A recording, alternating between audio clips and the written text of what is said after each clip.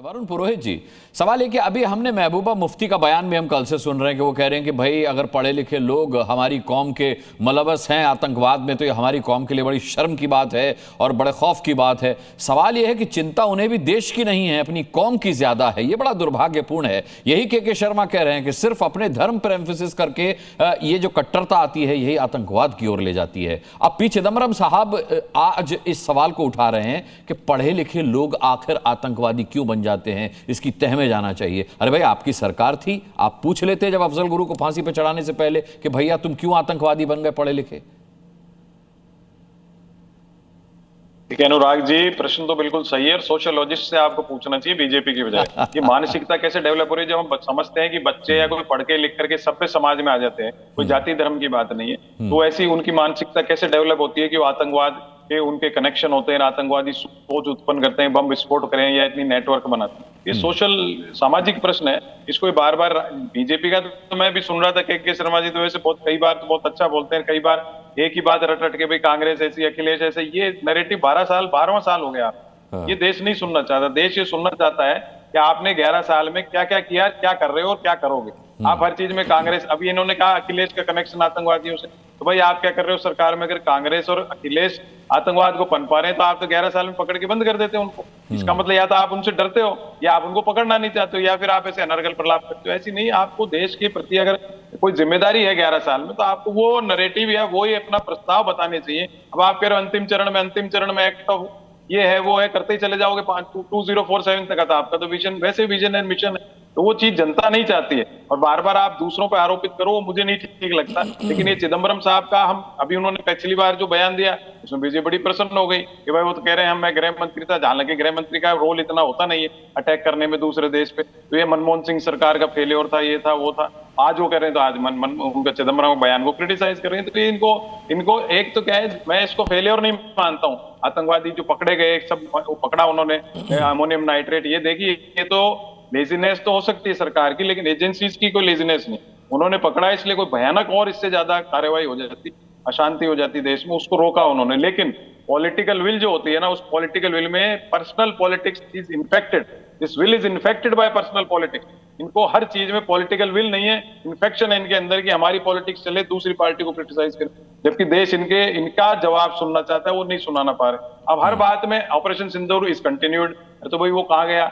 हर बात में जनता इस चीज को प्रश्न कर रही है। अब ये जनता ये नहीं सुनना चाहती कि राहुल गांधी ऐसा, अखिलेश ऐसा, कांग्रेस ऐसी। अगर थे तो आप उनको लेते नहीं अपनी पार्टी में, क्यों आप पार्टी में ले लेते हो कांग्रेस क्यों? आपकी प्योरिटी होती है अटल जी अडवाणी जी की, तो अपने कार्यकर्ताओं को बनाते सांसद। तो ये सब चीज अब समझने लग गए, बच्चे भी समझते हैं सोशल मीडिया पे। लेकिन मैं कह रहा हूं इतनी लेजीनेस और पर्सनल पॉलिटिक्स की बजाय आपके पास में सत्ता है इस समय और विपक्ष आपकी जो आप जिस मानसिकता को डेवलप करना चाहते हो विपक्ष उसमें आ नहीं रहा है, देश भी नहीं आ रहा है। आपको इस मानसिकता को बदलना होगा और आप इस चीज को करिए कि जहां से भी आतंकवाद आ रहा है उसको हम रोकेंगे। और ये जो सामाजिक प्रश्न है इसको मत कहिए कि अनपढ़ और पढ़ा लिखा नहीं होता, पढ़ा लिखा आतंकवादी हो जाता है तो ज्यादा खतरनाक हो जाता है। तो उसको आपको ये देखना चाहिए सामाजिक सिस्टम में, हमारे सोशल सिस्टम में अनुराग जी ऐसे डेवलपमेंट क्यों हो रहा है। अब जैसे हम अराजकता की बात करते हैं, बच्चे पढ़ लिख के सड़क पे आ गए, उनको नहीं मिल रही नौकरी, ये तो कह देंगे खूब हो रही है बेरोजगारी दर। देखो अपन तो देखते हैं सड़क पे, आप भी देख रहे हो कितने बच्चे बेरोजगार हैं। अगर वो क्वालिफाइड होकर के सुबह से शाम बच्चा घूम रहा है तो उसमें कुछ बच्चे कहीं ना कहीं कुछ अनर्गल कोई एक्टिविटीज में जुड़ने लग जाते हैं, तो उनमें से कोई डेवलप होता है। तो आप जस्टिफाई कर रहे हैं क्या, मतलब बेरोजगार आतंकवादी बन जाए इसे जस्टिफाई कर रहे हैं क्या आप?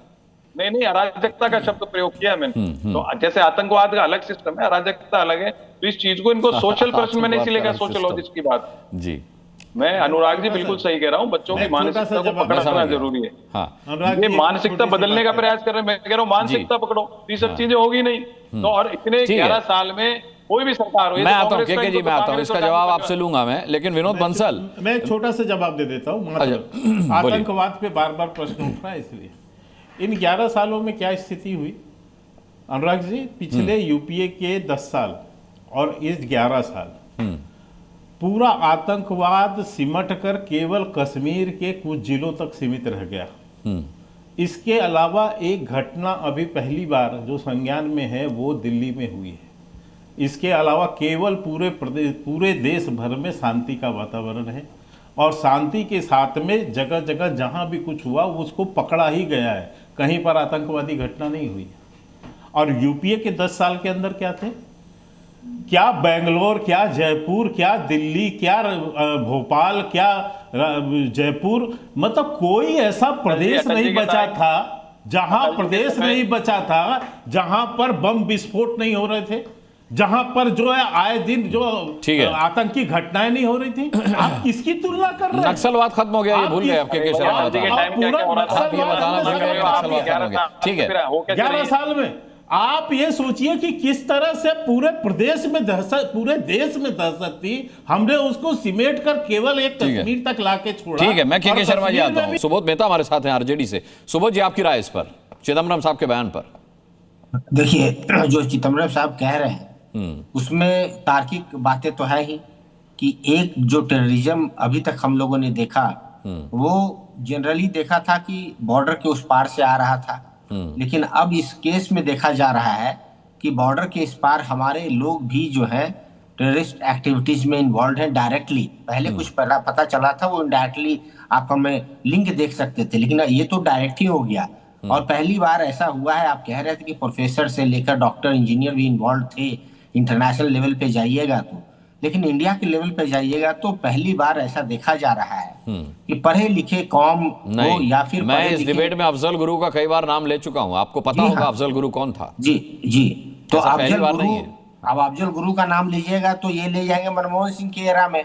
हाँ। लेकिन जो है वाजपेयी साहब के एरा में ये अटैक हुआ था, आपको पता ही होगा, पार्लियामेंट बिल्कुल बिल्कुल बिल्कुल बिल्कुल मेरे को पता है कि वाजपेयी साहब के टाइम में हुआ था और यूपीए के समय में उसे फांसी दी गई थी।